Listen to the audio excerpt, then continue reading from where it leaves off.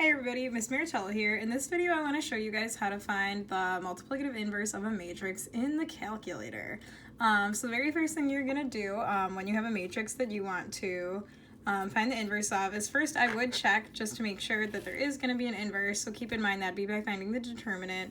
So for this one I'd be multiplying 3 times 4 and then subtracting 2 times -1. So I'm getting 12 minus a -2. That comes out to be 14. So because the determinant comes out to be a number other than 0, I know that there will be an inverse. So I like checking that before I go and try to find it.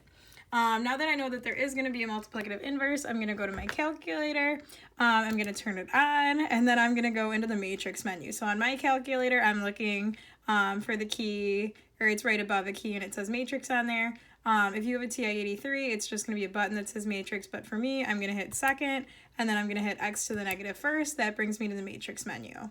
So I'm going to scroll over to edit, and I'm going to click on edit. I need to make sure that it's 2 by 2. If it's not, you can just type the 2's right over there, and then I'm going to enter in my matrix. So I have 3, and then 2, and then -1. Notice when I enter in the -1, I do use the negative key, not subtraction, and then 4.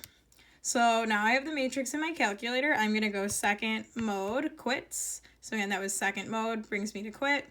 And then now I can find the inverse because I have the matrix in my calculator. So I'm going to go back to the matrix menu. So I go second and then X to the negative first. I'm going to hit enter on wherever I entered my matrix. So I called it A. So I hit enter on there. And then to be able to find the inverse, sometimes they write it out like, say this was equal to A. We write it out, this would be the inverse. They show the little -1 on there. It denotes the inverse.